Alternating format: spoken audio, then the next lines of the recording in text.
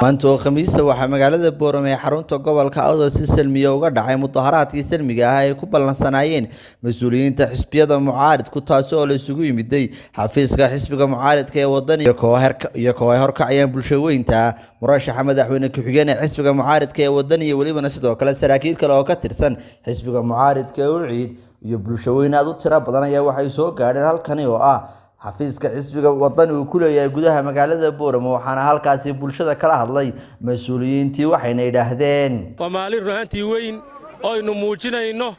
dareenkeena si aan xukuumadda ugu soo celinno dariiqa sharciga ah ee baalmartay gudana haddii la nagu xidhayo maana golonaa sharci darrada ma jeel baynu ka cabsoonaa ma booliiskeena aynu ka baqnaa Rahmaan Rahiim Allahu akbar walaalayaal maanta waxa weeyaan waa maalin aan codkeenna ku muujinayno haddaan nahay labada xisbi mucaarad haddaan nahay waxaan codkeenna ku muujinaynaa doorasho maanta waxaa waddanka haysta laba nin oo la yidhi way u soo halgameen ayaa kursigii ku fadhiya innagu uma baahnin nin keligii taliya ah oo doonaya kursiga inuu jeclaysto walaalayaal nabadgelyadu cid walba danbay u tahay nin kastaba danbay u tahay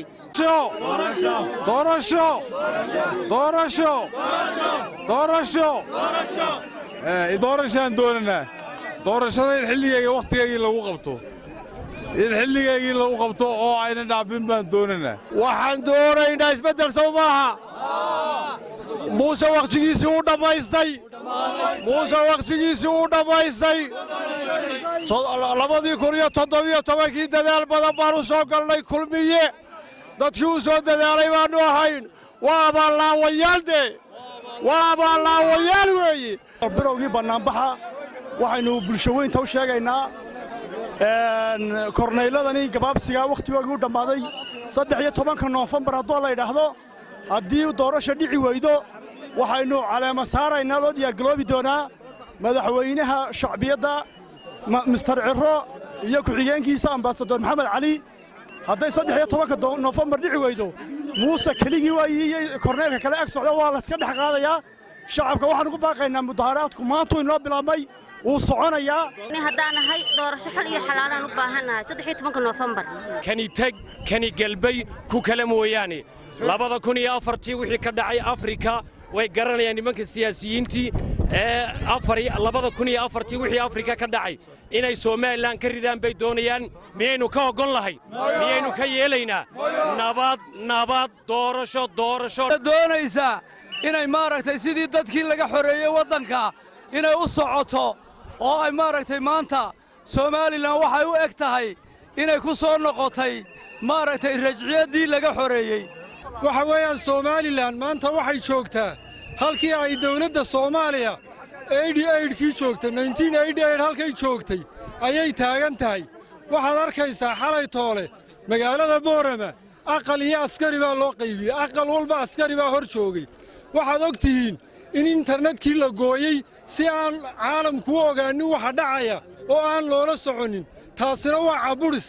waxa weeyaan magaalada Hargeysa bartankeega diyaarad baa taala diyaaraddaasi waxay ahayd tii Hargeysa ka kacaysay ee Hargeysana duqaynaysay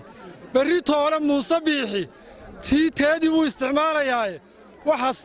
waxay noqonaysaa in sawirkiisa suuqa la dhigo waayo waa tii la diiday ee diyaaraddii Hargeysa ka kacaysay Hargeysa duqaynaysay buu wadaa askartii iyo doorashada qabo waxa weeye walaalayaal waxaan idiin sheegayaa wixii kulmiye shalay doonayay ayaan inaguna doonanaa markaa iyaguna wayna diidan yihiin waxaan leenahay madaxweyne Muuse Biixi madaxweyne muddo kordhin ma doonano madaxweyne doorashada xilligeedii ku qabo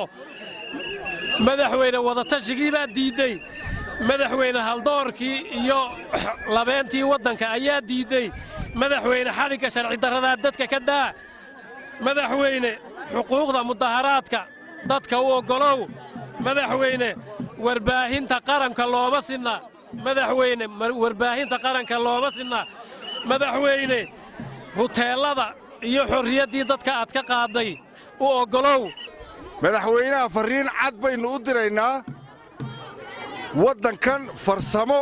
iyo dhaqdhaqaaq iyo wax hagaajin buu ku soo socday anuu muuse horaan u sheego tan waan ka filayey laakiin ummadda kalena ha ogaata maanta madaxweynuhu 5 sannadood khalid saxba doorasho ku yimiday 5 sannadood wixii ka dambeeya doorasho looga fadhiyaa haddii kale soo ummaddu way tashanaysaa waxaan doonaynaa waa wanaag iyo nabadgelyo xisbiyada mucaaradka ee maanta bilaabay mudaharaad aan joogsi lahayn ilaa inta xukuumadda muuse ay ku soo noqonayso sharciyadda ee ay oggolaanayso aasaaska dimuqraadiyadda oo ah doorashadii uu ku yimiday inuu fuliyo oo wakhtigeega au qabto halkudheggeennu waxa weeye way dhammaaday wakhtigaagii muuse madaxweyne 3 bilood baa kuu hadhay muddadii way dhammaatay 13 noofembar doorashaa lagaaga fadhiyaa waxaad ku tala gashaa doorasho aan laysla oggolaynini inayna waddanka ka dhacaynin doorasho aan laysla oggolaynini inayna waddanka ka dhacaynin sow sidaa ma aha sow diyaaruma yihin wax kasta oo sharcigu oggol yahay waan ku hor joogsanaynaa in dimuqraadiyadda lagu tunto oo dawladdu ay gacanta ku qaadato sharciga ma oggollahay waxaan leenahay sharciga ha lagu soo noqdo waa Shucayb Maxamed kaan Shucayb gays telefishinka caalamiga ee bulsho magaalada Boorama